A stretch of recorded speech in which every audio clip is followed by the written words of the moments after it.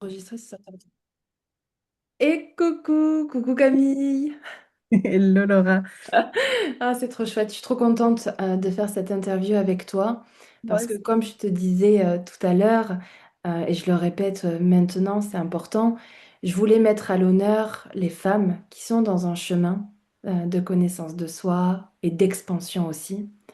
Parce que à la fois, pour moi, la guérison se passe au travers de différentes pratiques, que ça soit au niveau du mental, de l'émotionnel, du corps, etc. Et c'est toi ce que tu fais, tu passes par le corps, mais pas que, hein, bien évidemment, mais ça va être l'objet de notre interview aujourd'hui. Mais à la fois, je voulais également mettre à l'honneur des femmes qui sont comme toi dans ce chemin d'expansion, de travail de soi, parce que c'est un travail de fond qu'on ne voit pas forcément, hein, qui est D'accord. derrière tout ça, mais qui te permet d'en être là aujourd'hui et de faire tout ce que tu fais, de vrai aussi pour les femmes, mais aussi pour les hommes. Euh, et voilà, c'était important pour moi et j'avais envie de vous mettre à l'honneur et de te mettre aussi à l'honneur dans mon académie. Voilà. Merci à toi. Merci pour l'invitation. Ouais, merci. Alors, on va commencer parce que toi, du coup, tu es professeur de yoga. Exactement. Ok, je suppose que... Est-ce que tu peux te présenter, nous dire un petit peu ce que tu fais? Ouais, complètement. Donc, moi, je suis professeure de yoga depuis un peu plus de 3 ans et demi. J'ai un chat qui miaule atrocement souvent. Enfin, je suis maman chat, du coup. Je suis aussi coach depuis quelques années. On est formés à la même école, toutes les deux. Et yoga thérapeute aussi plus récemment, mais ça, c'est une vision du yoga plus thérapeutique, du coup, qui associe les outils de la kiné, de l'ostéopathie, du yoga, etc., pour une visée de guérir, ou en tout cas d'accompagner des patients qui souffrent de douleurs chroniques, entre autres. Ok. Voilà un peu, ça c'est ma casquette, on va dire, accompagnatrice. Et j'ai aussi une autre casquette, chef de projet humanitaire, donc ce par quoi j'ai commencé ma carrière professionnelle, on va dire. Et du coup, je travaille encore de temps en temps dans des ONG humanitaires, de développement, pour appuyer des projets d'accès à l'eau, d'éducation, etc., etc. Hmm. Ah, wow. Et du coup, comment on passe de chef de projet humanitaire à prof de yoga? C'est une bonne question. Je pense qu'il y a eu un choc dans ma vie qui m'a amené à changer des choses. Ça a été une rupture amoureuse, du coup, dans mon cas, à laquelle je ne m'attendais pas et qui est arrivée à un moment où j'étais en mission humanitaire, justement. Et quand je suis revenue en France à la fin de cette mission, donc la rupture est arrivée un peu près au milieu. Quand je suis revenue en France à la fin de ma mission, ben, je me suis posé la question de qu'est-ce que j'ai envie de faire. Et à ce moment-là, j'avais envie de faire une pause professionnelle. Je me suis formée en agriculture et en yoga. Et à la base, pourquoi me suis formée en yoga, ouais, c'est que j'ai des grosses problématiques de douleur de dos depuis que j'ai à peu près 5 6 ans. Donc j'ai été énormément chez le kiné, l'ostéo, etc.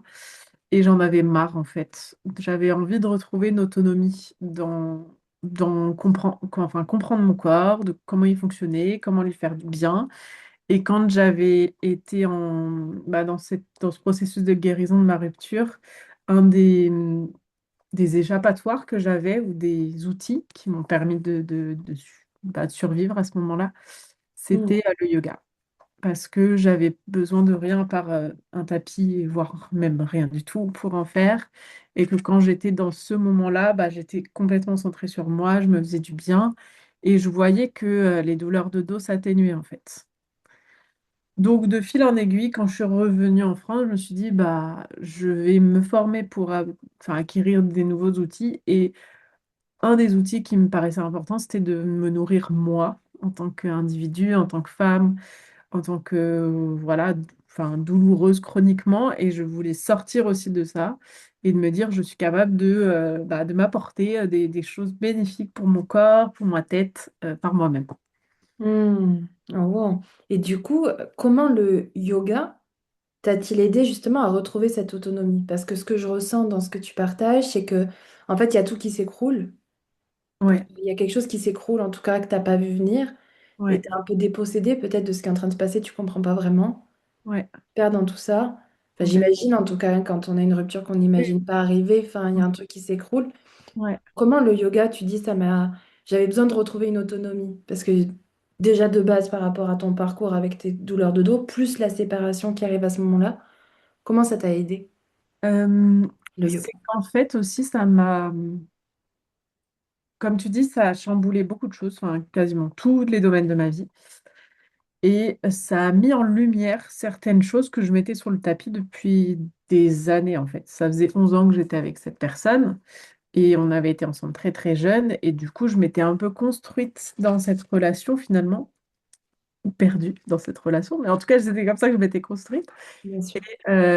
Et en fait, tout ce que j'avais mis en dessous, c'était beaucoup de choses que je portais, donc dans le corps, dans la tête, etc. Et beaucoup de choses que bah, je laissais pas sortir. Et entre autres, mes émotions.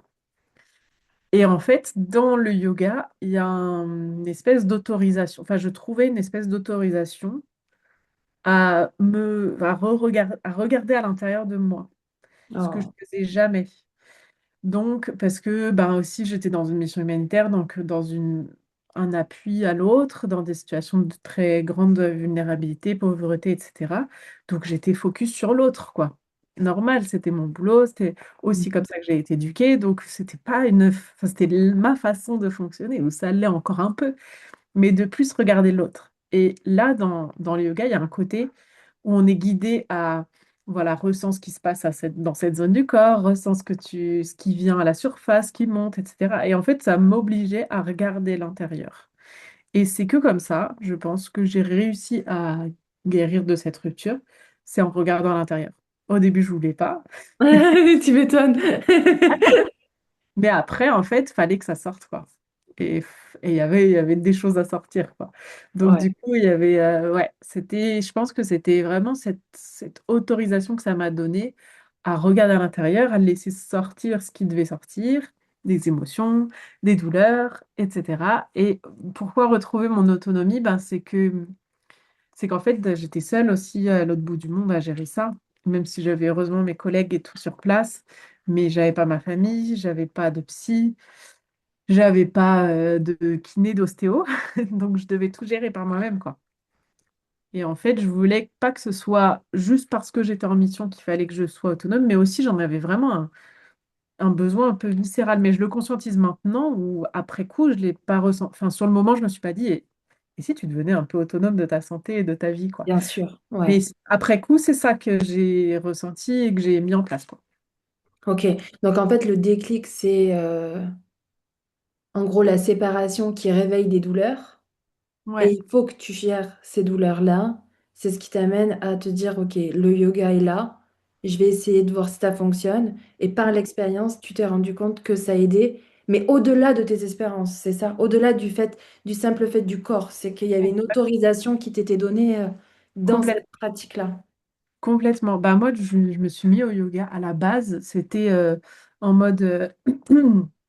c'était, en fait, j'étais une ancienne gymnaste rythmique. J'avais envie de garder de la souplesse. J'avais un manque de... Enfin, parce que j'ai dû arrêter la gymnastique rythmique à cause du Covid. Et après, je suis partie à l'étranger. Donc, du coup, je pouvais pas remettre en place ce sport-là, mais ça me manquait. Et le yoga était là pour, bah, ça me permettait de garder ma souplesse, ça me permettait quand même de faire de l'effort physique dont j'avais envie et besoin. Et je l'ai pris comme ça, comme une approche uniquement physique, souplesse, enfin, un peu ce qu'on voit dans l'image du yoga à l'occidental, c'est ce côté garder la forme, souplesse, mal de dos. Enfin, on entend beaucoup parler, voilà, t'as mal au dos, fais du yoga, tu veux être souple, fais du yoga. Donc, j'étais un peu comme ça. Enfin, je suis pas un humain, un surhumain, quoi. Je suis dans la société, donc j'entends ça et je me dis, allez, je vais tester. Ça m'amusait comme ça. Et puis en fait, ouais, comme tu dis, ça allait au-delà. Parce qu'en fait, à force de pratiquer, on vient à quelque chose de beaucoup plus intérieur. C'est plus juste tends la jambe et gagne en souplesse ou resserre les abdos et ressens ton dos. Ça va au-delà de ça. Ça va vraiment faire quelque chose de beaucoup plus intime, beaucoup plus intérieur, beaucoup plus bah, philosophique aussi. C'est vraiment une philosophie que j'ai découverte. ce côté ne pas dépasser mes limites aussi, parce que je l'ai dépassé dans tous les domaines de ma vie. C'est pour ça aussi que je me suis fait mal au dos, mais aussi parce que j'étais dans une dynamique compétition, donc il fallait être meilleur que les autres, il fallait tout le temps être meilleur que soi-même tout le temps. Et en fait, bah, j'ai épuisé mon corps et je me suis aussi épuisée mentalement à me dire, enfin, faut toujours se comparer aux autres, faut toujours être meilleur, faut pas lâcher, faut dépasser ses limites. Enfin, tout ce discours-là qu'on entend encore beaucoup trop à mes yeux, mais ça fait des dégâts, quoi, sur le corps, entre autres. Enfin, c'est ce qu'on voit, je trouve que c'est ce qu'on voit le plus facilement. Les autres dégâts, ils sont un peu plus insidieux, mais les dégâts sur le corps, je les ressentais énormément, quoi. Donc oui, je me suis mise dedans en me disant, je vais faire du bien à mon corps, ce qui a fonctionné et c'est déjà génial en fait. Enfin, si déjà ça fait du bien au corps, tant mieux. Ouais, c'est Et ce clair. que j'ai découvert en plus, c'est de me dire, ok, une philosophie de accepte tes limites, accepte tes émotions, accepte que tu ressens, regarde à l'intérieur et explore ce qu'il y a à l'intérieur au lieu d'être tout le temps tourné vers l'autre. Et en fait, ça m'a aidé à être mieux tourné vers l'autre ensuite, mais d'être voilà, focus sur ok, qu'est-ce qui se passe là, quoi? Qu'est-ce Ouais, qui se passe? Et dans une rupture ou tout autre changement brutal de vie, il y a plein de choses qui se passent en fait. Et si on se dit non, il faut avancer, parce que c'est un peu comme ça qu'on nous dit, hein, non, non, ouais, mais sois forte, avance, ne te pose pas de questions, ça va venir, tu vas en retrouver d'autres, etc., etc. Bah oui, oui, en quelque sorte, personne n'a tort vraiment. Mais en fait, si tu regardes pas à l'intérieur, ben tu reprends ça dans la tronche pas longtemps après, je pense. ouais. Et puis c'est vrai que c'est hyper rigolo dans ton parcours parce que tu dis ancienne gymnaste, donc j'imagine avec des niveaux d'exigence.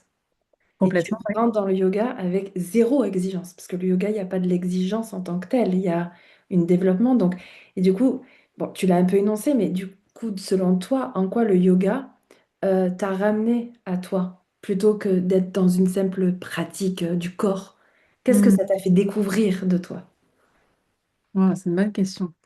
Euh, Bah, je me rappelle déjà toujours de cette phrase, la première phrase que j'ai entendue, ou en tout cas, je ne sais pas si c'est la première fois que je l'ai entendue, je ne sais même pas si c'était mon premier cours de yoga, j'ai pas le souvenir, euh, le timing quand c'est arrivé, mais je me souviens vraiment que j'ai associé ça à mon démarrage du yoga, c'est de dire, te compare pas ni aux autres, ni à toi. Et là, je me suis dit, ah, ça fait du bien en fait.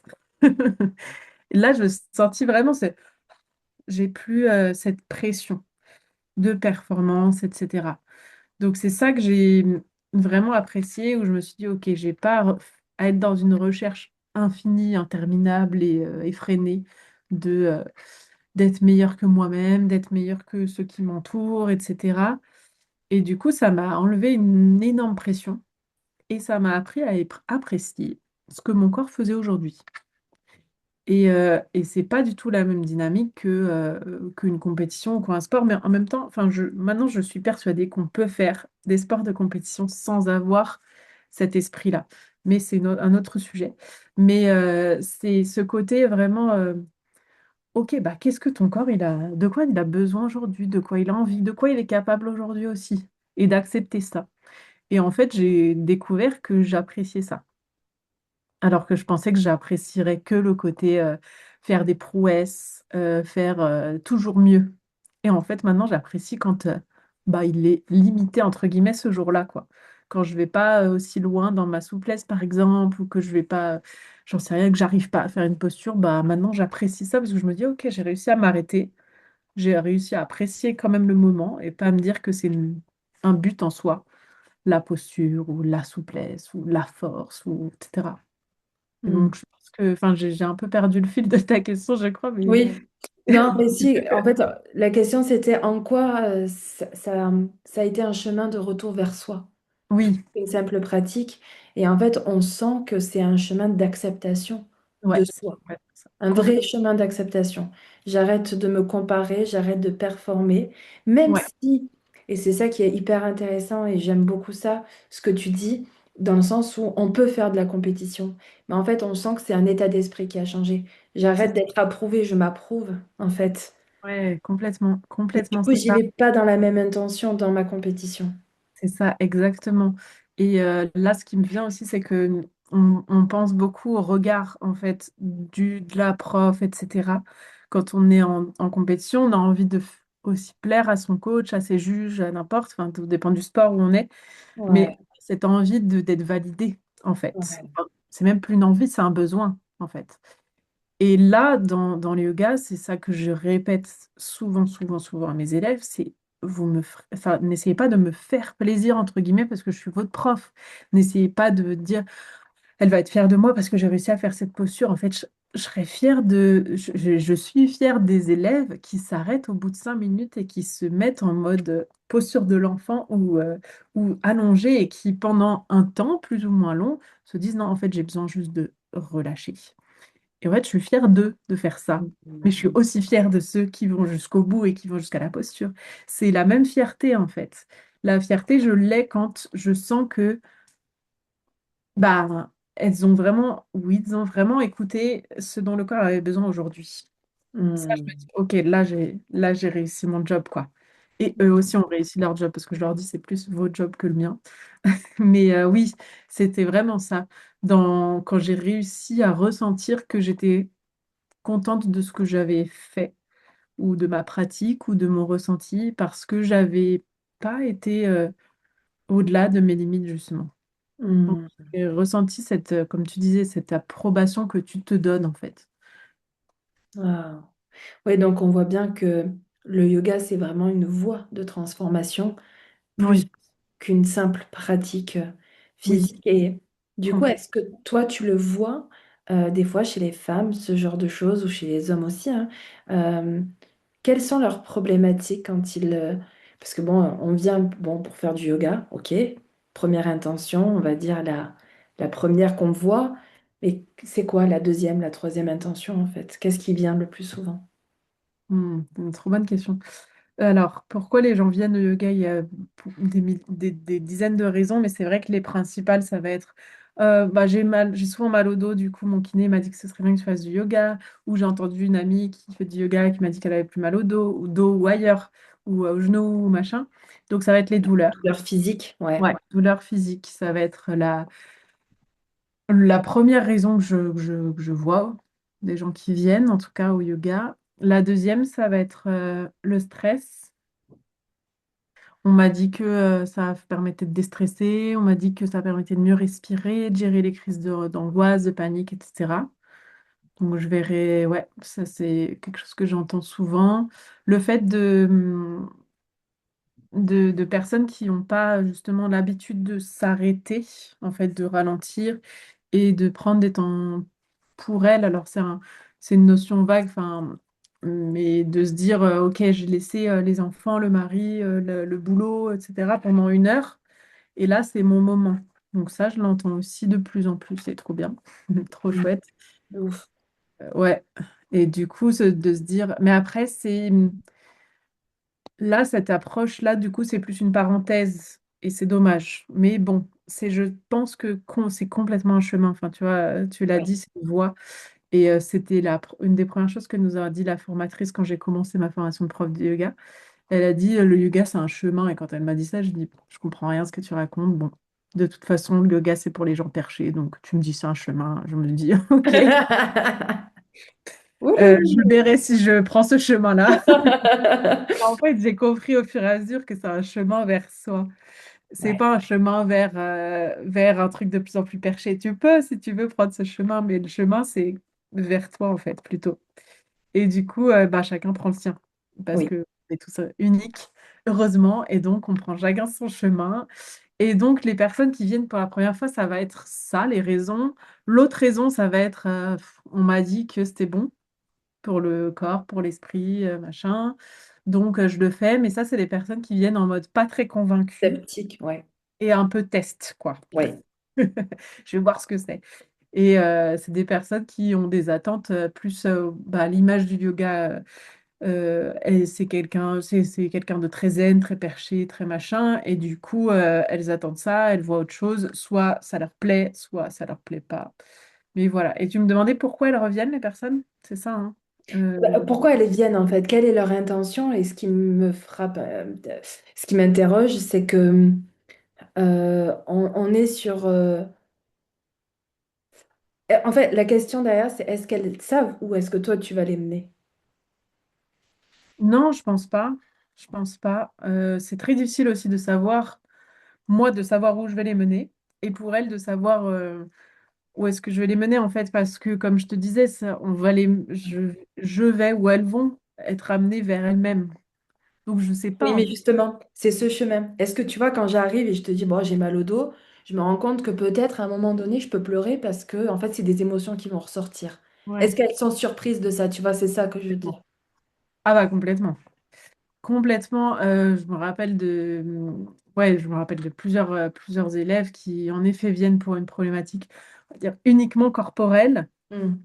Et qui se disent au bout de quelques séances, elles disent oh, ok, j'ai moins mal. Et puis au bout de quelques autres séances, ah, mais je comprends pas, je me suis mise à pleurer là, je comprends pas, etc. Bah ouais, c'est qu'il y a aussi quelque chose qui lâche progressivement.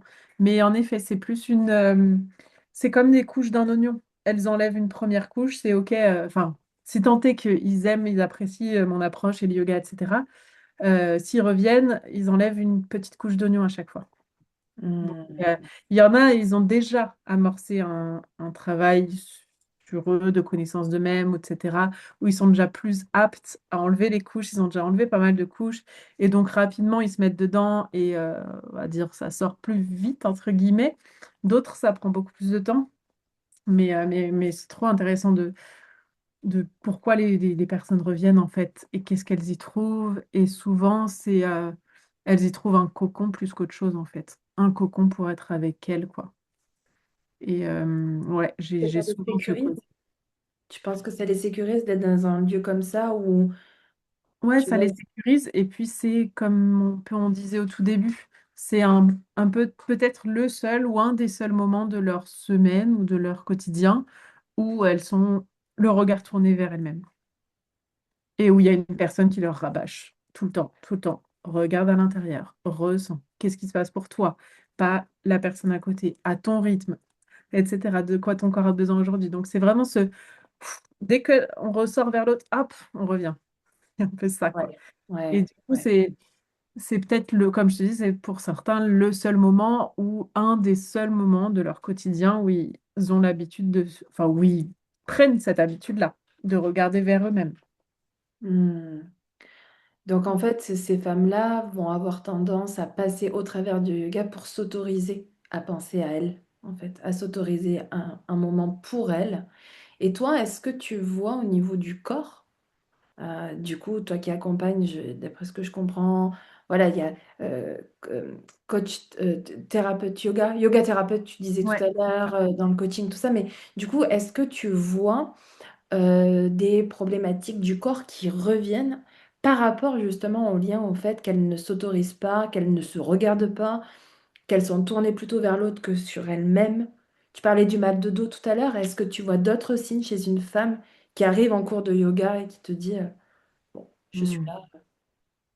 Ouais, bah déjà tu le vois dans un peu l'approche bon élève, par exemple. De est-ce que j'ai bien fait, ou elles s'excusent quand elles n'ont pas pu faire la posture, ou elles s'excusent quand elles n'ont pas réussi, ou mais moi je faisais pas exactement pareil que elles et du coup j'ai mal fait de cette Ah, attitude-là un peu j'appelle ça bon élève quoi. ah, carrément, ouais. Mm. Et donc moi je l'associe bon aussi parce que je l'ai eu cette attitude-là.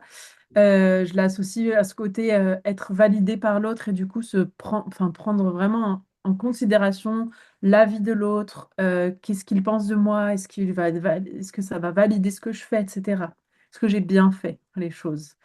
Donc ça, ouais, quand j'ai des personnes qui ont ce genre de remarques ou de façon de faire, ou même sans rien dire, je le vois. Elles regardent un peu l'autre, elles forcent un peu sur sa jambe et tout, en se disant non, non, non, Camille, elle a fait comme ça, elle a dit de faire ça, je fais ça, quoi. Et donc, dans ces moments-là, je le prends en souriant, je leur dis, mais lâche-moi cette jambe-là. En fait, Ouais, je vois sur le visage que c'est pas agréable, quoi. Tu vois, quand le ouais. c'est non, non, arrête là. Ah ouais, en fait, c'est Ouais. rigolo parce que du Ouais. coup, ça montre à quel point elle va prendre, même sur un temps de pause, elle va Ouais. prendre sur elle pour... Et là, on n'est pas du coup... Là, ce que j'entends, c'est pas forcément ce besoin de performer, mais plutôt d'être accepté, d'être aimé, Ouais. d'être validé. Ouais, c'est complètement ça. Je pense qu'en fait, le besoin de performer, il vient du besoin d'être validé. Mm. Comme je parlais tout à l'heure, si on reprend, c'était pas une métaphore, mais ça peut être une métaphore. Mais la compétition, c'est il y a des juges qui nous regardent et qui ont besoin qui vont nous dire oui, bonne note, mauvaise note, elle a fait ça bien, elle a pas fait ça bien. Et ben en fait, on est rentré dans une phase, où on est tout le temps jugé. On se sent tout le temps jugé en fait. Ouais. Et du coup, dans ces moments-là, oui, ces personnes-là, elles ont tellement mais encore une fois, je dis ces personnes comme si j'étais hors, mais j'étais dedans et je suis encore parfois dedans. Enfin voilà. Bien sûr. Mais de se dire, est-ce que j'ai bien fait les choses pour que l'autre soit satisfait? Et c'est pour ça que je veux pas que enfin, je dis souvent, le prof de yoga ne doit pas être, c'est pas un juge pour le coup. C'est Ouais. pas du tout ça. C'est pour ça que j'essaye de sortir un peu du mot prof. Je l'utilise encore parce que c'est facile et ça sort plus vite comme ça. Mais Ouais. j'essaye maintenant plutôt de dire guide. Je vous guide vers vos ressentis, vers votre corps du jour, mais c'est pas un enseignement du style, à la fin, il y a une interrogation écrite. Est-ce que tu as bien réussi à mettre ta hanche au bon endroit, tu vois? C'est un peu ça. C'est pas professeur, genre note, quoi, à la fin.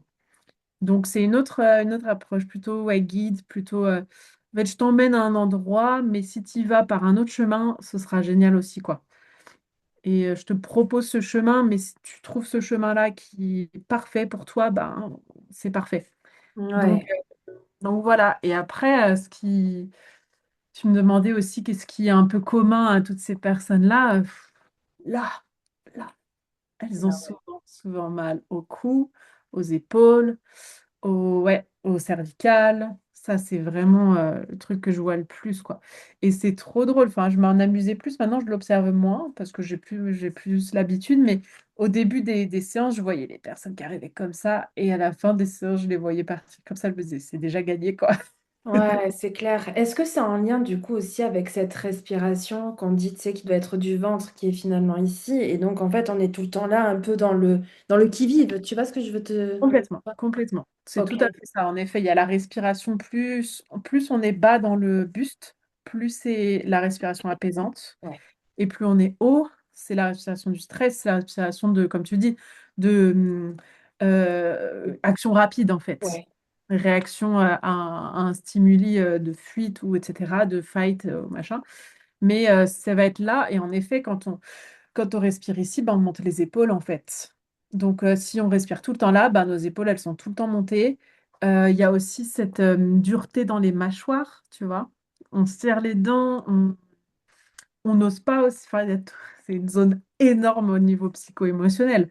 Il y a la gorge, il y a le fait de dire ce qu'on pense. Et voilà, quand on est des personnes qui ont peur de blesser l'autre, qui sont très à prendre charge, prendre soin de l'autre, et ben, on va pas toujours dire ce qu'on pense, donc on va garder là.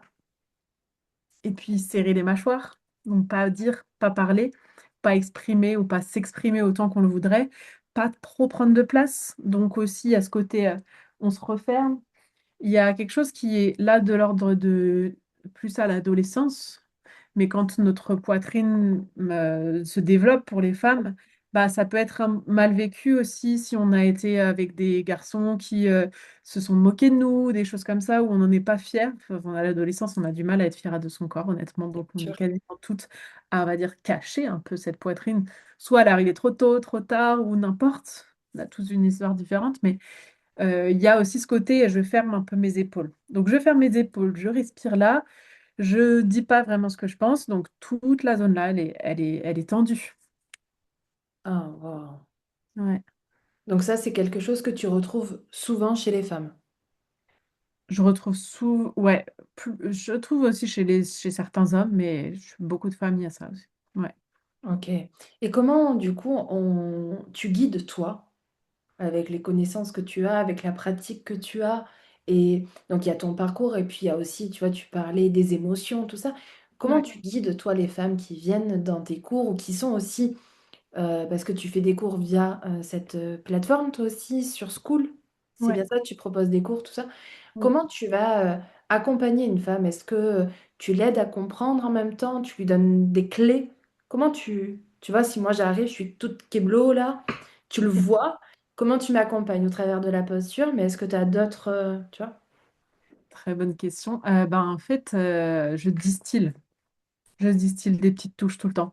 Parce que si je dis au début, en fait, j'essaye de trouver le juste équilibre et ça dépend des personnes. Donc, ça dépend si c'est un cours collectif, un cours particulier, ça n'ira pas dans le même niveau de détail. Mais bon, même les cours collectifs, j'essaye de distiller des messages. Alors, je ne vais pas forcément dire toi fais ça ou toi fais ci, mais je vais dire des messages qui concernent un peu tout le monde et les distiller par petites touches. Parce que si je balance toute l'info au début, vous savez, à l'adolescence, vous avez fait ça, tout ce qu'on a dit juste avant, le fait que vous ne dites pas les choses, bah, vous gardez beaucoup dans la gorge. En fait, j'ai peur, entre guillemets, que la personne commence à mentaliser les choses et commence à se dire, ah oui, mais c'est ma faute en fait, vu que j'ai pas dit à machin que ça, c'est pour ça que j'ai mal, ah mais c'est ma faute, et du coup, on part dans cette spirale de culpabilité, et au final, les épaules, elles montent encore plus. C'est clair. Donc, on porte encore plus lourd. Donc, il faut, quand on a, rien que ça, prenez un sac à dos lourd, mettez-le sur Ah vos ouais. épaules, vous allez voir que vous allez monter les épaules. Ah ouais. Rien que ça. Parce que Ouais, c'est vrai. il faut en fait, nos muscles, Tenir. ils veulent tenir, ouais, ils veulent être forts, quoi. Donc, déjà, on a un sac à dos plein. Donc, non, non, je leur dis, bah déjà, je dis, je sais pas combien de fois, faudrait que je m'enregistre un jour pour savoir, mais baisser les épaules ou éloigner les épaules des oreilles, ça je le dis un peu tout le temps, mais par petites touches, parce que justement, des fois, on prend une pause, une posture, et on s'en rend pas compte, et on est comme ça, quoi. Ou alors, si je suis en présentiel, je viens juste poser les mains, Ouais. mais juste je pose des doigts et je autoriser en fait la personne à relâcher. Et en visio, ça va juste être par la parole, puisque je ne peux pas toucher. Mais en disant, voilà, éloignez les épaules, en disant desserrer les mâchoires, autorisez-vous à respirer en expirant fort. Déjà, rien que Ouais. ça détend les mâchoires, ça détend les dents. Enfin, voilà, il y a déjà des petites touches comme ça que je distille. Et puis, oui, dans les temps de méditation, bah, je parle de ça, je parle du lien entre le corps, les émotions, entre ce qu'on imprime en nous, en fait, ce qu'on n'exprime pas, qui s'imprime en nous. Parce que du coup, ouais, j'aime beaucoup cette phrase, tout ce qu'on n'exprime pas s'imprime. Donc, ça va venir stagner dans nos épaules, dans notre ventre. Aussi, je le dis beaucoup de plus en plus parce que je lis beaucoup sur ça en ce moment, le ventre. En tant que femme, on nous a poussé à serrer notre ventre, rentrer le ventre, etc. Et en fait, bah, pour respirer vraiment de manière apaisée, il faut sortir le ventre. Alors laissons-le sortir, quoi. C'est dur. Ouais. Donc, je le dis plusieurs fois parce que je vois, en fait, que ce soit les épaules, le ventre, n'importe quelle zone du corps, on invite la personne à relâcher une zone, elle la relâche un petit peu si elle est OK, mais pour qu'elle la relâche vraiment complètement, il va falloir plusieurs fois, il va falloir plusieurs paroles, il va falloir plusieurs cours, etc. Mais c'est pour ça que je le répète plusieurs fois. Voilà. Alors, ce qui est hyper intéressant du coup, c'est que bon, moi, tu connais mon approche. Moi, j'ai une approche plus mentale, Ouais. plus de la compréhension. Et là, moi, ce que j'entends, c'est que finalement, et c'est d'où l'intérêt de cette interview et de la suite des interviews qu'il va avoir, parce que pour moi, on n'est pas obligé de passer que par le mental pour Mm. arriver à une guérison. Euh, Ce que j'entends là, c'est que on peut très bien guérir de certaines souffrances en écoutant simplement Enfin, simplement, non, parce que j'entends qu'il y a de la répétition, qu'il faut Oui. plusieurs cours, que c'est une autre dynamique, c'est-à-dire que c'est comme j'ai appris à penser, ben, j'ai appris mon mécanisme dans mon corps. Donc, il me faut de la répétition pour, ah, ok, ah, là, hop, je fais attention, je relâche tout ça. Donc, j'imagine que c'est une répétition mais qu'en fait, une guérison peut avoir lieu en écoutant son corps et en faisant attention en fait à lui, parce que finalement, cette autorisation, je me la donne au travers de cette pratique-là. Et donc, Ouais, je me redonne une certaine posture. Et donc après, et c'est ce que enfin, en tout cas, c'est ce que je comprends du yoga aussi, c'est que c'est un peu comme une séance d'ostéo, tu sais pas pourquoi il a appuyé quelque part et boum, il y a quelque chose qui change dans ta vie, quoi. Sauf que là, c'est toi-même, et c'est ça que j'aime bien. Après, c'est l'auto-responsabilité, enfin, c'est la responsabilité et l'autonomie qu'on peut avoir parce que oui, on vient te voir, mais c'est moi qui fais la pratique, c'est moi qui bouge mon corps. complètement. Donc, je me dis, c'est une voie, un chemin vers soi, effectivement, pour débloquer des choses et d'être dans cette autonomie, cette responsabilité au travers de ma guérison. Si je cherche à guérir de quelque chose, à mieux me comprendre, à m'autoriser, le yoga est une vraie voie là-dedans. Complètement. Bah, en fait, je pense que dans tous les cas, les différentes approches sont complémentaires et que ça va dépendre à la fois des personnes. Il y a des personnes qui ont besoin de comprendre mentalement les choses pour se les approprier et les vivre. Des personnes qui ont besoin de pas comprendre pour se laisser porter dans l'expérience. Des personnes qui ont besoin de l'un à certaines périodes, de l'autre à d'autres périodes, ou des deux ensemble. Moi, je sais que j'ai besoin de comprendre et de ressentir. Donc, c'est plus l'approche que je vais préconiser. Mais voilà, je sais qu'en effet, des fois, je leur dis, là, je vais donner à manger à votre mental parce que vous avez besoin de comprendre aussi mentalement ce qui se passe. Donc, c'est pour ça que je fais des ateliers une fois par mois où il y a aussi de la théorie de la compréhension pardon, du corps, de son fonctionnement, de l'anatomie, etc., que je vulgarise pour qu'on comprenne par le mental aussi. Mais ensuite, on va le vivre dans le corps. Et ça, c'est super important pour moi comme dynamique parce que je trouve que les deux ont leurs intérêts et qu'en fait, si on n'a pas le déclic sur l'un, peut-être qu'on l'aura sur l'autre ou vice-versa. Donc, je pense que ça dépend des personnes et des périodes de la vie. Ouais. Et je prends l'exemple de mon genou, qui, si j'étais dans une démarche, donc j'ai une grosse douleur au genou juste avant une course. Je devais faire un semi-marathon et quelques jours ou semaines avant, énorme douleur dans le genou, je peux même plus marcher, quoi. Donc, alors que je faisais des kilomètres tout le temps, tout le temps, tout le temps, parce que je préparais une course, quoi. Rien à l'imagerie, scanner, etc. Le meilleur chirurgien du genou de Paris dit je comprends pas. Donc là, le mental, il est pas nourri. Parce que mentalement, il n'y a rien. Il n'y a rien qui Je les explique ma laisse. douleur. Ouais. Et en fait, du coup, j'étais obsédée par ça. Je vivais pour comprendre ce qui se passait dans mon genou. Je commençais à être frustrée, énervée, en colère. Et en fait, ça guérissait pas. C'était pire en pire. Ou alors ça stagnait, quoi. Donc rien que ça, à un moment, j'ai dit, bah tant pis, je comprendrai pas.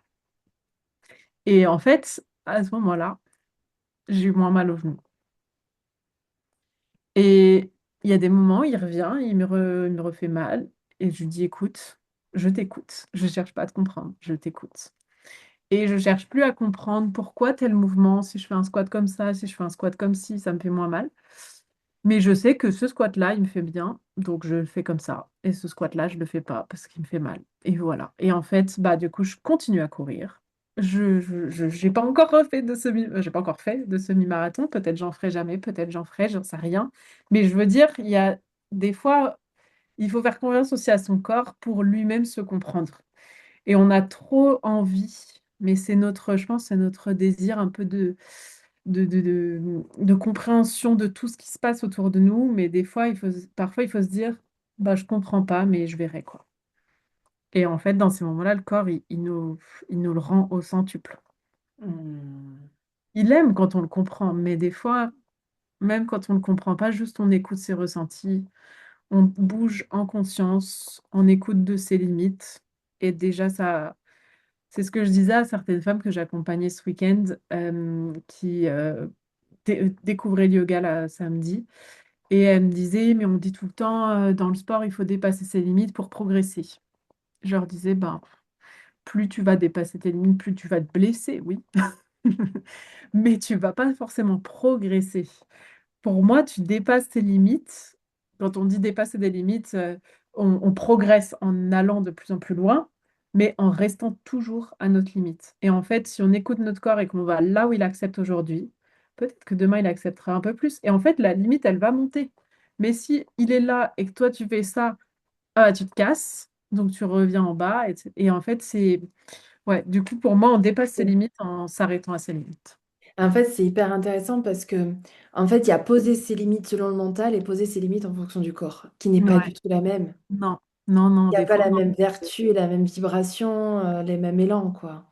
Le pas corps, du tout. il est dans l'acceptation, Ouais, alors que le mental, il a les peurs qui finalement lui disent, et puis, voilà, on m'a dit qu'il fallait que je fasse ça, ils m'ont dit qu'il fallait que je fasse ça, on m'a dit que je fallait que je fasse ça. Donc, je vais le ouais, faire sans m'écouter, alors que le corps, bah, lui, finalement, c'est son propre guide. Enfin, c'est notre guide. C'est lui complètement. qui...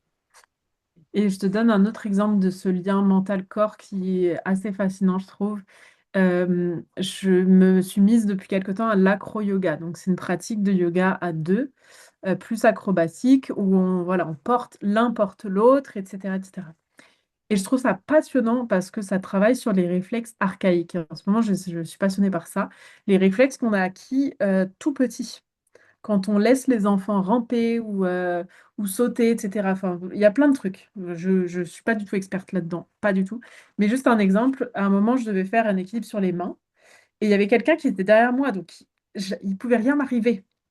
Et j'étais paniquée. Mais vraiment un blocage physique de...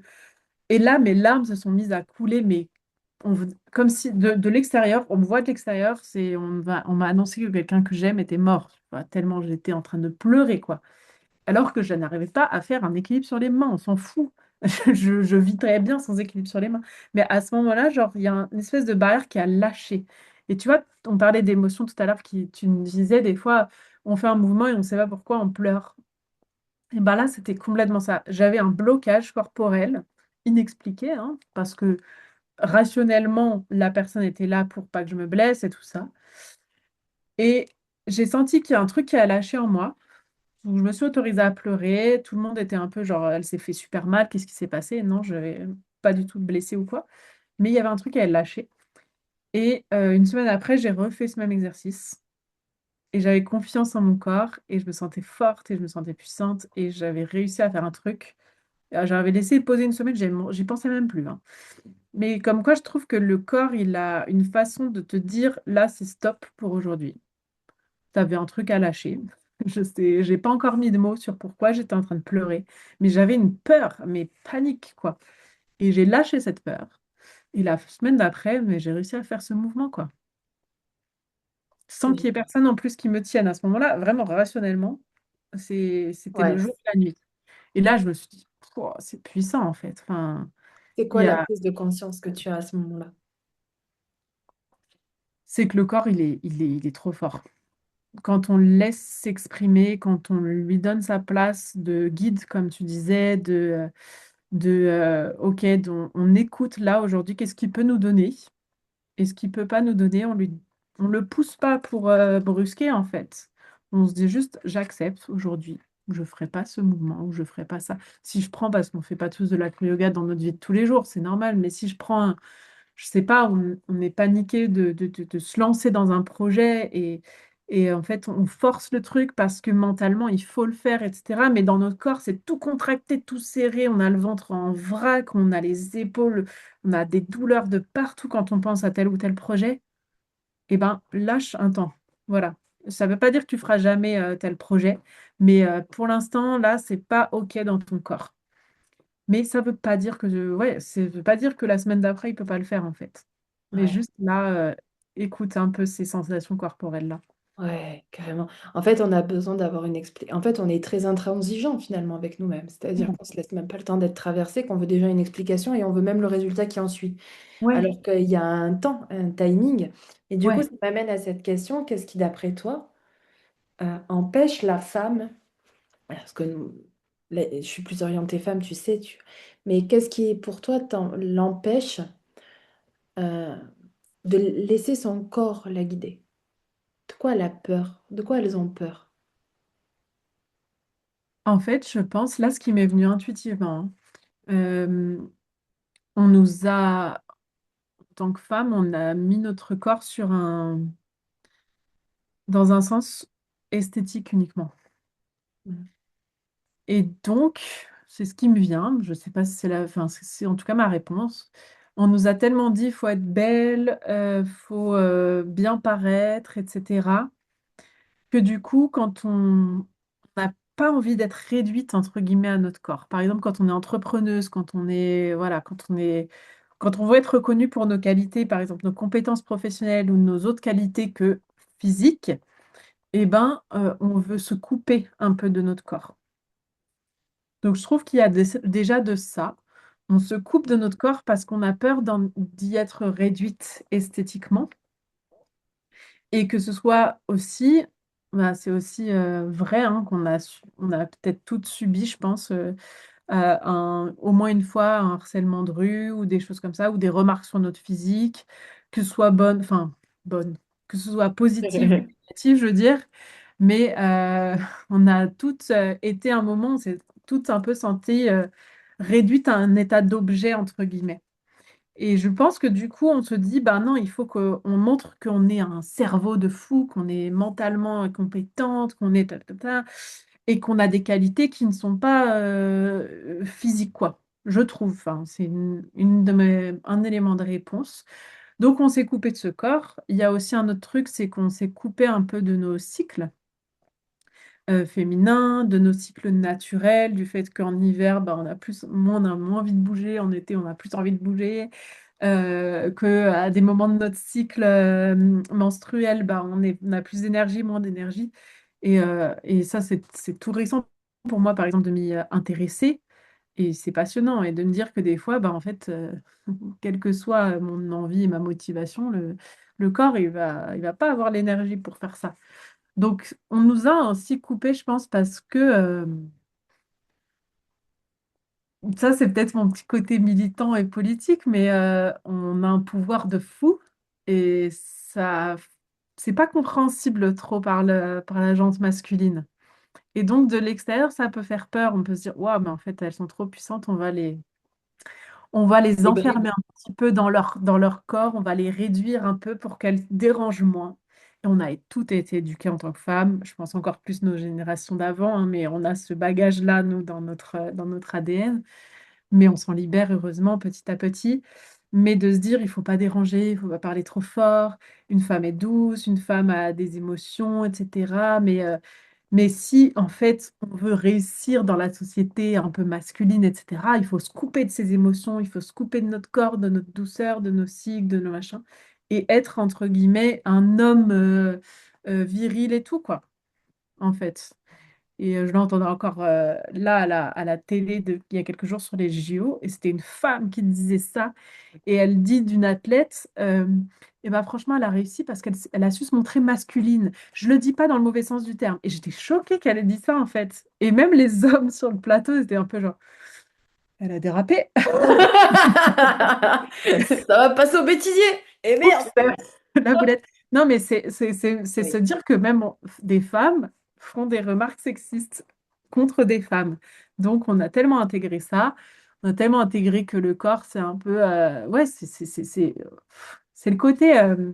il y a le mental et le cerveau qui est bien pour la société parce qu'il faut être ingénieur, etc. Enfin, on a tous le culte du De la réussite aussi. cerveau, de l'intelligence, de la réussite, comme tu dis, mais la réussite par son cerveau. Par exemple, les artisans sont pas trop, ça revient heureusement, mais sont pas trop valorisés dans notre société. Mm.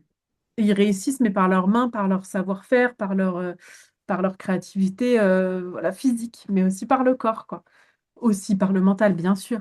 Mais voilà, c'est ce Oui, oui. côté, on veut nous mettre juste le mental en avant, et donc le corps, ça nous détourne du mental un peu. Complètement, complètement. Et oui, oui, je te rejoins. Il y a l'effet société Ouais. qui a fait que on a dû peut-être être plus des robots que des humains, et donc forcément, il faut pas trop qu'on s'écoute. Oui, Donc, c'est ça. C'est avec ça. des enjeux différents, hommes comme femmes. Ouais, Mais les femmes, effectivement, il y a cet enjeu, et naturellement, une femme, de par ses cycles, a une reliance particulière à la nature et à quelque chose qui est invisible. En tout cas, au niveau du mental, c'est invisible avec le mental. Et je pense qu'effectivement, des pratiques comme le yoga, avec cette philosophie, mais que le yoga inculque, mais qu'on peut retrouver dans n'importe quel sport à partir du moment où on y met de la conscience. Et je ouais, pense que c'est ce qu'on revenait un peu par rapport, enfin, à ce que tu as dit au début, on peut être dans des sports de compétition, mais différemment, et voir la ouais, compétition complètement différente. ouais, Euh, je pense que si on laisse justement ce corps nous guider, on peut, euh, on peut complètement transformer une vie finalement. complètement. Bah oui, oui, complètement. Parce que en fait, il sait déjà tout, quoi. C'est ça que dont je me rends compte de plus en plus, c'est qu'il sait. Et, Ouais. et Mm. on a tendance à se dire, Non, non, mais je sais mieux que mon corps et tout ça, ce qui est bon pour lui, mais Ouais, il le sait déjà. C'est juste qu'on s'est coupé de lui.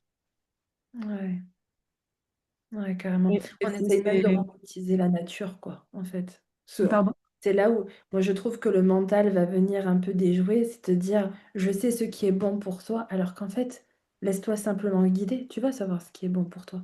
Ouais, c'est ça. En fait, C'est ça. Mais je trouve que quand on a été très, très coupé de son corps, mm. c'est dur de l'écouter en fait et de discerner des messages de une flemme par exemple. Tu vois? Il y a des femmes qui me disent ça beaucoup. Oui, oui, tu me dis toujours de m'écouter, mais des fois, faut pas trop s'écouter parce que sinon on fait rien, quoi. Ouais. Et du coup, ça m'en vient à une question. Quelles sont Vas-y. les peurs, là, de Quelles sont ces ces femmes? peurs? Ouais, De- quelles sont les peurs des femmes euh, de laisser l'espace à leur corps? Tu vois, parce qu'en fait, ce que j'entends, c'est j'ai pas la maîtrise de savoir ce qui se passe réellement, tu vois. Ouais, c'est clair. Ben, aussi dans si on reprend ce modèle un peu féminin on a la charge de la famille, de machin, on a de l'organisation, de savoir, voilà, et on est un peu dans un contrôle aussi de ce qui se passe, que ce soit pour notre famille, pour nous-mêmes, pour nos émotions, pour notre travail et tout ça. Et donc, écouter son corps, c'est l'absence de contrôle, là, pour le coup. Mm. Donc, pour moi, je pense que ça fait peur parce que c'est un peu déjà à l'opposé de ce qu'on fait d'habitude.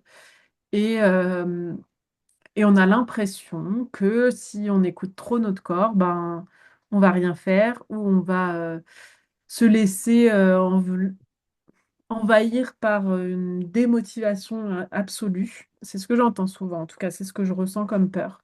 De se dire, je m'écoute, donc je fais rien.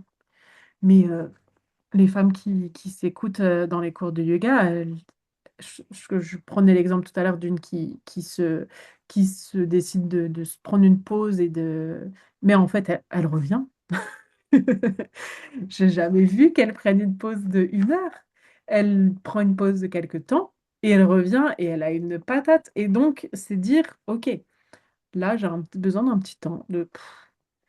Mais ça me fera peut-être ou peut-être pas, hein, ça dépend. Faut pas se dire non plus d'être toujours dans cette performance en se disant on se repose pour performer après, Oui. mais ça peut en fait être ça.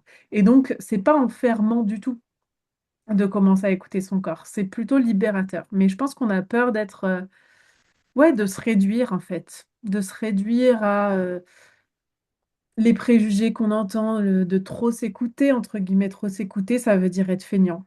En fait, dans notre discours, ah, tu t'écoutes trop, ouais, t'es pas très courageuse, t'es pas très persévérante, tu te laisses un peu vivoter, quoi. Donc il y a Mm. cette peur-là, je pense, d'être mal vue aussi, d'être vue comme la personne feignante, en fait. Ouais. Ouais. Et tu vois, quand j'ai été dans cette période de vie où mon corps parlait, moi ça se faisait au niveau du ventre, que mon corps parlait mais que ma tête n'y était pas, enfin ne comprenait pas, lâchait pas, tout ça. Je pense qu'une des peurs qui était le plus présente pour moi, c'est si j'écoute mon corps, je vais transformer ma vie. Je vais tout lâcher. Tu vois? Ce truc de j'ai tellement accumulé en moi, Ouais.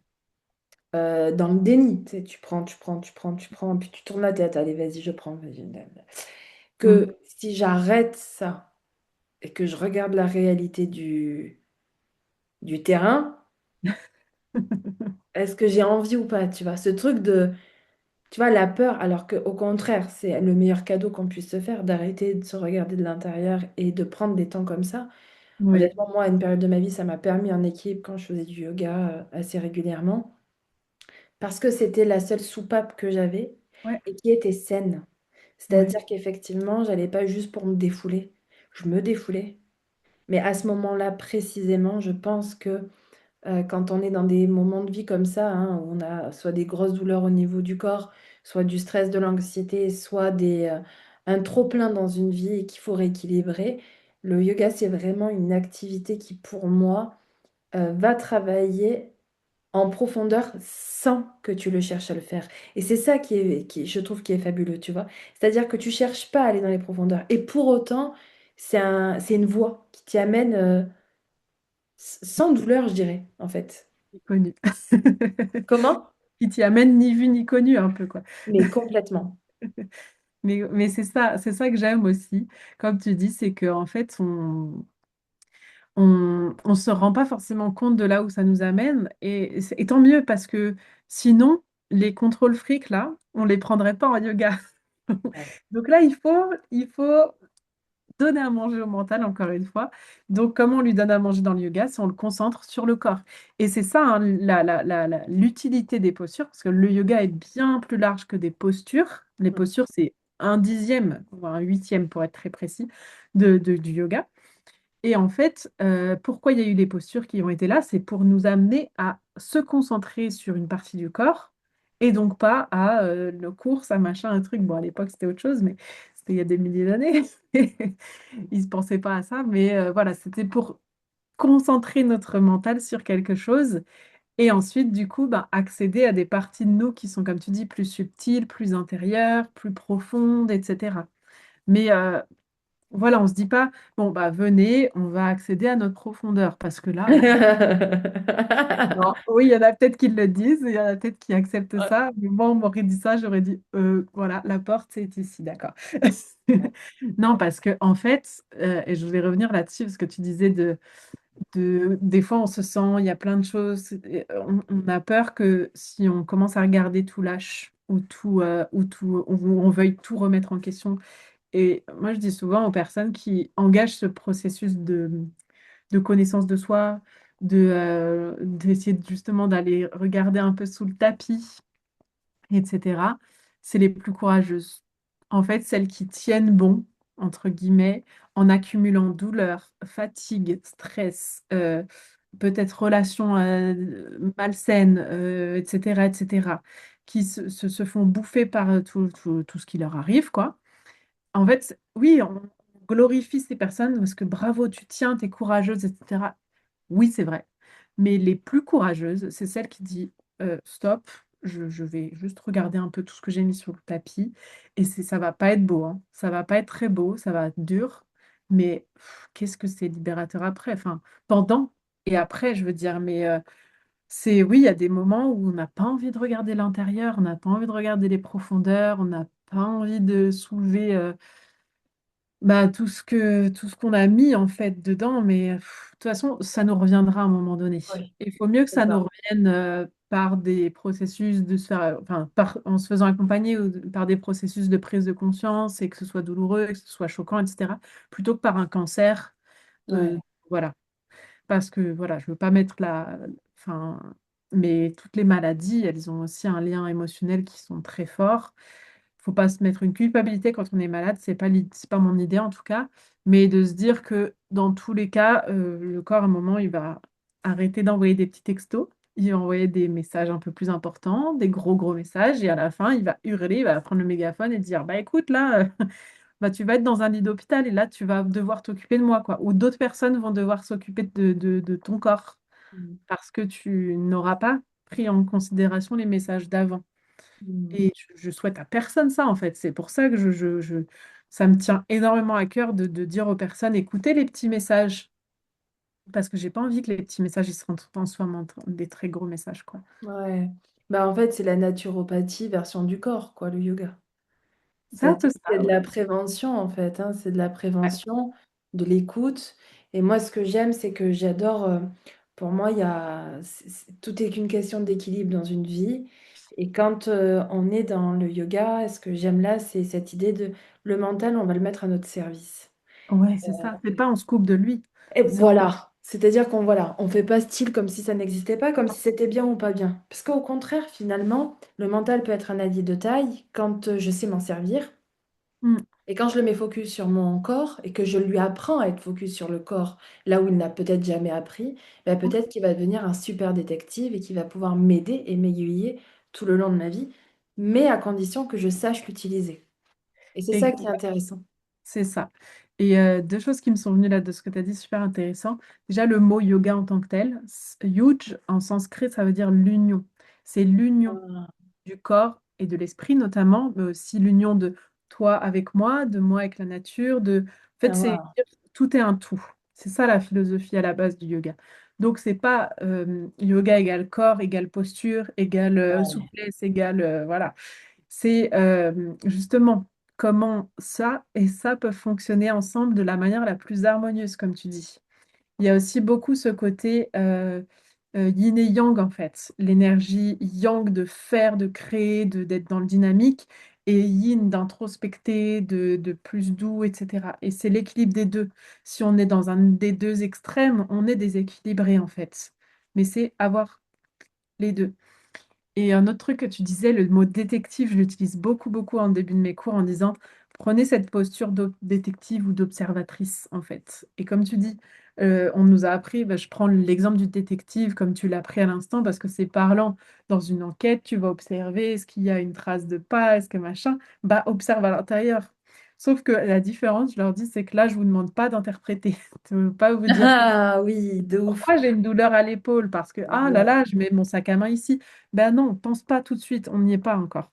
Pense Ouais. juste, j'ai quoi à l'épaule? Je ressens quoi là dans mon épaule? C'est juste ça. Et donc, c'est un détective, mais qui interprète pas encore. Ah, mais et j'adore parce que parfois on a besoin d'interpréter, mais parfois le simple fait de prendre conscience de Ouais. où se trouve exactement la douleur, parce que généralement on ne le sait pas, hein. Enfin, moi Ouais, je c'est ça, sais qu'il rien y que a une période de ma vie où mon corps c'était mon corps. J'avais mal au corps, mais où ça. exactement dans le corps Ouais, c'était.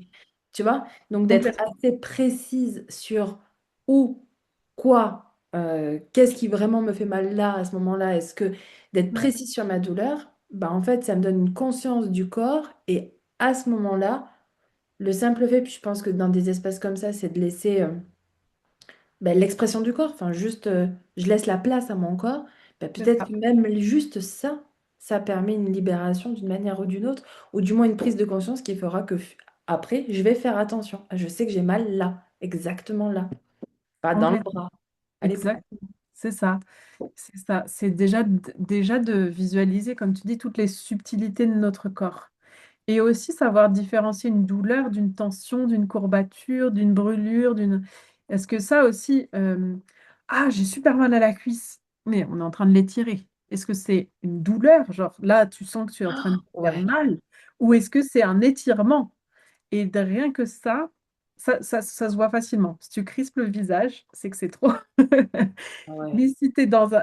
Enfin, déjà, rien que différencier douleur de tension, dans la yoga thérapie aussi, on apprend la personne à déterminer, OK, c'est une sensation de chaud-froid, c'est une sensation de Oui. picotement, de fourmillement, d'électrique. Enfin, il y a une palette hein, de types de douleurs différentes. Et quand la personne, elle apprend justement à mettre des mots, comme tu dis, sur, alors, c'est cette zone. Ça va pas être l'épaule, ça va être l'épaule quand je lève le bras comme ça. Mais quand je fais ça, ça va. Mais quand je fais ça, je supporte pas. Bah déjà, ok, on sait que c'est dans une autre zone de l'épaule. Donc, il y a plein de choses à arriver à... Et moi, je trouve ça trop passionnant de justement comprendre les petites zones du corps qu'on se dit, ouais, j'ai tout le temps mal au cou, mais t'as mal où? En fait, au cou, t'as mal là, t'as mal là, t'as mal.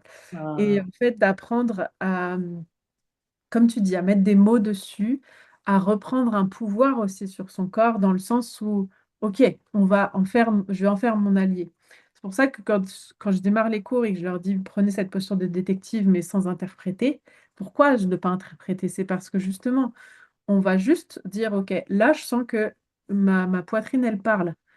Et ben dans toute la séance, je vais me dire juste, je fais du bien à ma poitrine. Je ne me pense pas la question de ouais, est-ce que j'ouvre, est-ce que je ferme? Non, juste dans toutes les postures, je vais chercher à ce que cette zone, ça me fasse du bien. Rien que ça. Et après, à la fin, on se dira, ben, après, moi, je suis totalement ouverte à la fin des cours à essayer de les aider à décortiquer l'anatomie, le machin, le truc, à trouver quel mouvement peut faire du bien et tout. Mais se dire, OK, juste fais du bien à cette zone pendant l'heure qui vient. Et déjà, ce ouais, sera top. Ou mets de la douceur dans cette zone, tu vois. Respire dans cette zone. Le mot aussi respire dans la zone, c'est un peu abstrait, parce qu'on respire que dans les poumons. Mais par exemple, j'ai mal à l'orteil droit, respire dans l'orteil droit. Bon, on va se dire, bon, c'est un ok, chemin. elle est où? Mais non, respire dans l'orteil droit, ça veut dire juste cet orteil droit, il te fait mal aujourd'hui, apporte-lui de la douceur dans chaque posture. Ah, super. Et dans ton quotidien aussi, parce que c'est pas juste pendant l'heure de yoga. Ça, c'est super important. C'est pas juste, en fait, on écoute le corps pendant 1 heure par semaine, ça suffira. Non, après, mais c'est une gymnastique de l'esprit. Oui. Oui. On apprend à le faire pendant déjà 1 heure, c'est déjà génial. Et après, dans notre quotidien, ben, on porte un truc, on se dit, ah, mais ça me fait mal là, ok. Je vais porter un peu moins lourd, ou je vais porter différemment, ou machin. Et en Mm. fait, ben, moi, je vois le yoga au service du quotidien, parce que Mm. on n'est pas, c'est pas, on rêve pas tous. Après, il y en a qui veulent juste être un yogi parfait et aller dans une grotte s'enfermer pour le reste de ses jours à ne manger que de l'énergie, quoi. Donc, si on a besoin de porter son enfant, on a besoin de porter, de soutenir ou une personne âgée, bah, de pouvoir se sentir forte dans son corps et pas tomber, etc. Enfin, c'est des choses vraiment pratico-pratiques, quoi. Mais Mm. c'est ça la vie, en fait. Mm. C'est clair. C'est clair. Et c'était hyper inspirant, en tout cas, Camille, pour cet échange, parce que on voit que le yoga, du coup, a une vraie autre dimension euh, une pratique physique. Ouais. Ça va même ça va au-delà de ça. C'est une connaissance de soi. Mm.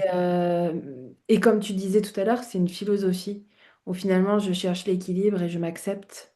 Je ne cherche pas à performer, même si ça peut être un défi. Mais avant tout, je suis ma boussole et mon corps est mon guide. Et je trouve que ça remet un peu, comment on dit, l'église au centre du village. C'est-à-dire que c'est pas mon mental qui prend le dessus, c'est mon corps. Et dans mon corps, il y a des choses qui me traversent.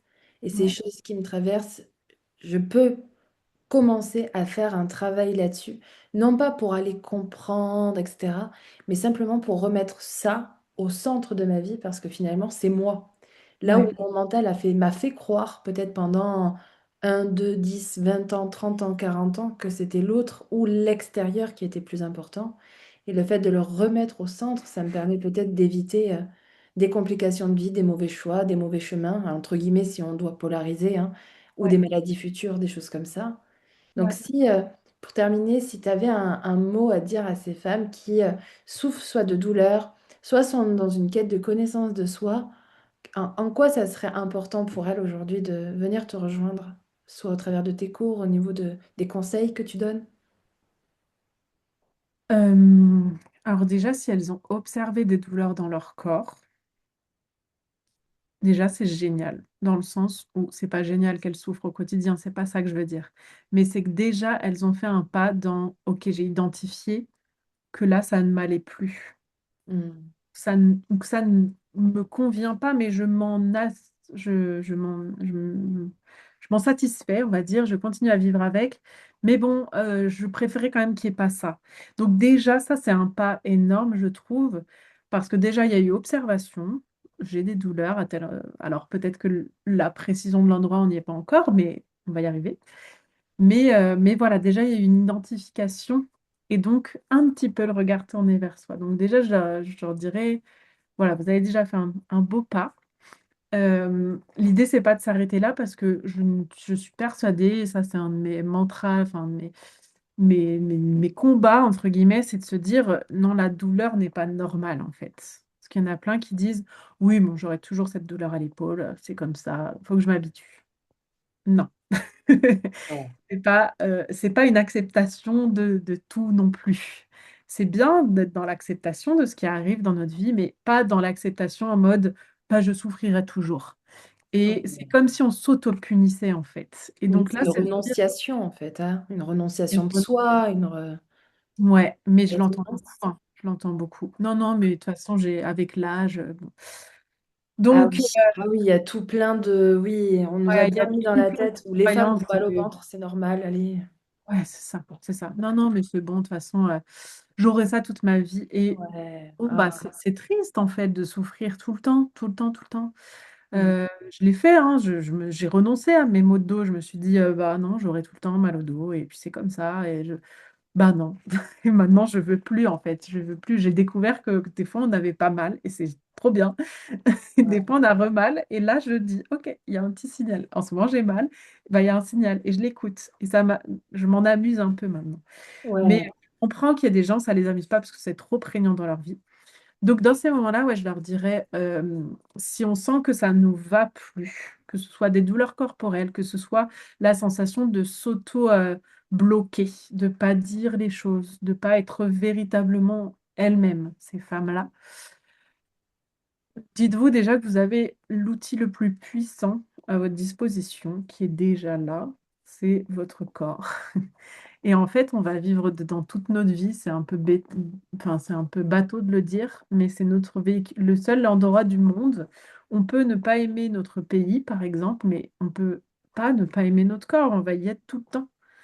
Donc c'est triste en fait de se dire qu'on n'aime pas et de se dire qu'on l'écoute pas Ouais. parce qu'il est à notre disposition. Il est là. Il est en fait tout ce qu'il veut, c'est nous apporter du bien, même les douleurs, même quand il nous fait souffrir, Et oui, même partir, c'est pour notre bien. Mais parfois, ouais, on se dit qu'il est contre nous, en fait. Mais non, il est avec nous. C'est juste que pour nous faire réagir, il a besoin de nous titiller plus fort, plus fort, plus fort.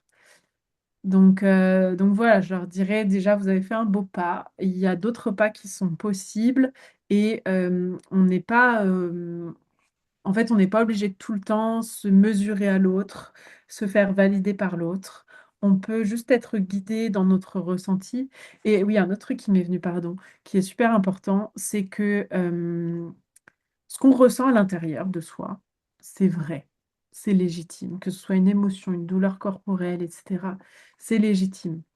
Personne pourra nous dire non, non, tu ne souffres pas de telle zone, non, tu ne ressens pas de tristesse. Nous, on la ressent, donc c'est vrai, c'est légitime. Et on a besoin d'entendre quelqu'un qui nous dise tu as le droit de le vivre, de le sortir, de le ressentir, de le laisser s'exprimer à l'intérieur de toi. À Hmm. l'extérieur, je veux dire. Mais de le laisser sortir ça.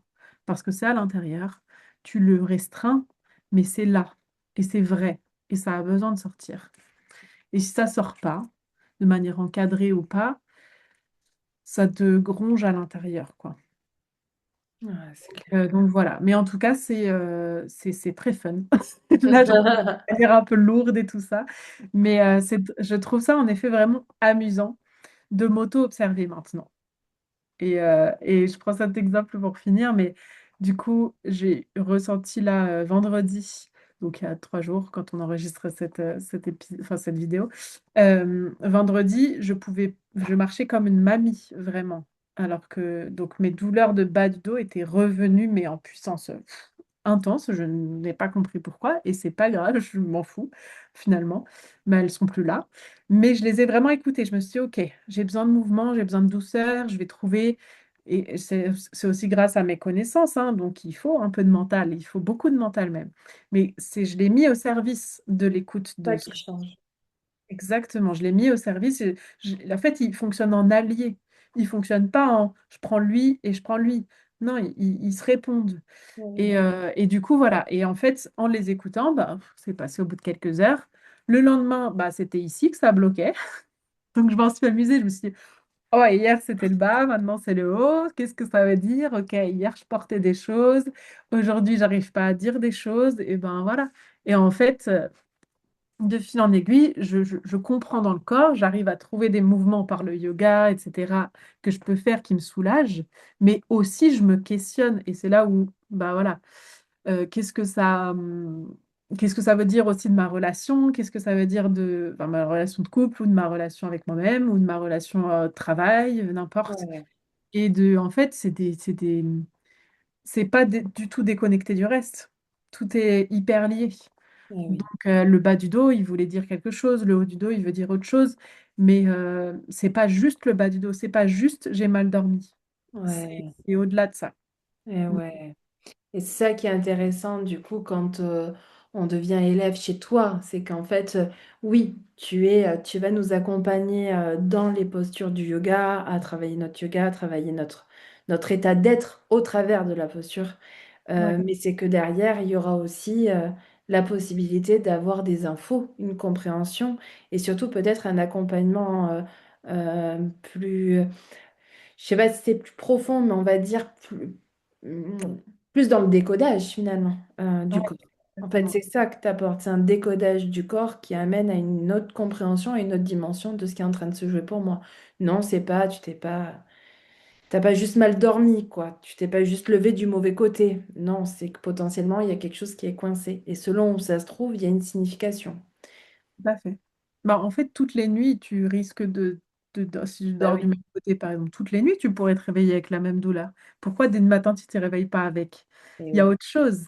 Donc, en effet, comme tu dis, j'ai à cœur d'apprendre aux personnes à décoder, mais par elles-mêmes, au fur et à mesure. Eh Mais oui. c'est voilà, c'est pour ça que je fais ces ateliers où il y a cette partie théorique, cette partie pratique, et puis des cours toutes les semaines pour se dire, OK, on met du mouvement toutes les semaines. Et c'est pas une séance où je vais avoir une révélation et ça va. Bon, Ah si vous oui. avez, tant mieux, génial, mais c'est C'est pas le pas but. le cas. Parce qu'il faut avoir du mouvement un peu tous les jours. Et ça peut être, j'ai pas dit 2 heures de yoga par jour, c'est vraiment pas possible pour beaucoup d'entre nous. Donc, juste 3 minutes, 2 étirements, c'est déjà super. Mais en fait, c'est pas se mettre une pression, c'est juste apprécier en fait ce qu'on fait. Ouais, ouais, ouais. C'est C'est pour une ça que hygiène je de vie, dis, quoi. ouais, une personne, elle aimera faire ça le matin, bah, elle fera ça le matin. Une autre personne, elle fera autre chose. Mais c'est trouver ce qui nous fait du bien à notre corps et, et trouver du plaisir aussi. Parce que si on n'a pas de plaisir dans le fait de bouger, eh ben, on va pas continuer à bouger, en fait. On va pas tenir cette habitude, entre guillemets. Ouais. Donc, c'est trouver les habitudes, les petits changements de vie qui nous feront du bien et qu'il nous faut à telle ou telle période de notre vie. Il y a des moments où on a besoin de se défouler, des moments où on a besoin de plus de douceur, cocooning, on a besoin des deux toutes les semaines. Et ben génial. Donc il y a un peu de tout pour tout le monde en fait. Mais il faut savoir se décoder, s'observer. En fait, il faut être prêt à le faire aussi. Il faut être volontaire pour le faire et être curieux. Être curieux de comment on fonctionne, etc. Et moi, ça m'amuse en fait. Donc, j'essaye de transmettre ce côté-là, ce côté Ouais. amusement, quoi. Ce côté s'amuser à parler à son gros orteil, quoi. Mais oui, parce que ça peut être fun. On n'est pas Ouais, c'est ça. obligé de le vivre comme quelque chose d'absolu. Enfin, tu vois, Ah, c'est ça. non, on y va. Et ce que j'entends en plus, le but, c'est pas d'avoir la révélation. C'est une hygiène de vie de mettre en place. C'est des prises de conscience que le corps est important, qu'il est un guide. Enfin, c'est même pas qu'il est important, c'est que moi, j'entends au travers de ça que c'est presque la clé, finalement. Et Ouais, donc, si on fonctionne à l'envers, on comprend pas, on se comprendra pas. Et quand je le mets au centre de ma vie, parce qu'il est le centre de ma vie finalement, eh bien là, il peut y avoir des compréhensions, des révélations, des choses qui bougent au fur et à mesure. complètement. C'est pour ça que je le vois plus comme une hygiène de vie que sur je vais faire comme par exemple avec moi où on fait un accompagnement, il y a un début, il y a une fin. Moi, je sens que le yoga, c'est plus une pratique du quotidien qui s'installe dans un rythme de vie en fonction de tes besoins, en fonction de ce que tu veux, en fonction de qui tu es. Et ça, c'est une vraie découverte de soi qui se passe du coup en profondeur. C'est pas superficiel. C'est pour ça que ça prend aussi son temps d'incarnation, quoi. Exactement. Et tu as mis les mots très très justes. C'est aussi de se dire, c'est au-delà d'une pratique. Par exemple, si on Ouais. n'aime pas faire les postures, je prends toute pratique comme pratique. J'aime pas faire, ça me fait chier de faire un guerrier 2, etc. Et ben, cette hygiène de vie dont on a parlé, de la non-comparaison, de non-jugement, de l'observation de soi, de l'écoute, des signaux corporels, etc. Ça, on peut l'avoir dans d'autres sports, hein. Si notre passion, c'est la Zumba, notre passion, c'est l'haltérophilie, j'en sais rien. Bon, l'haltérophilie, c'est un petit peu extrémiste comme sport, mais c'est un peu brutal pour le corps. Mais peut-être que si on le fait avec une approche yogi, ce serait différent. Mais voilà, en tout cas, non, mais on peut l'avoir dans un autre sport qui nous fait kiffer, en fait, ou une autre activité physique, on va dire, pas un sport forcément, mais une activité physique qui nous fait du bien avec cette approche de vie, cette hygiène de vie. Et ben, ce sera peut-être pas des postures de yoga qu'on va faire au quotidien, mais ce sera cette même écoute du corps, cette même Ouais. qualité d'observation de soi, etc. Et d'indulgence aussi envers soi et d'acceptation que bah, le corps, il a ses cycles, il a ses moments, il a, etc. Et donc, c'est en fait ça. Mais moi-même, la première, il y a des périodes où j'adore le yoga très très doux, où j'adore les pratiques où je suis juste allongée et je me fais bercer par une voix ou une musique. Et d'autres moments, mais j'ai envie d'envoyer, quoi. Et donc, et voilà. Et c'est écouter ça. C'est aussi apprécier ça, en fait. Hmm, c'est magnifique. Merci beaucoup, Camille. Merci Je à toi. mettrai en bas de cette vidéo ton lien pour pouvoir Manipura, c'est ça, c'est ta Oui, communauté school, la plateforme. tes, Ouais, ouais, tout à fait. tes coordonnées sur Instagram pour que les personnes qui visionnent ça, s'ils ont envie d'aller plus loin dans leur pratique du yoga et d'aller découvrir en tout cas ton univers, bah, ils pourront le faire. Avec grand plaisir, merci. Merci beaucoup, Camille. Avec joie, merci à toi pour l'opportunité. Et puis, c'était super intéressant, Ouais, passionnant. c'était super. Merci à toi. Merci beaucoup à toi.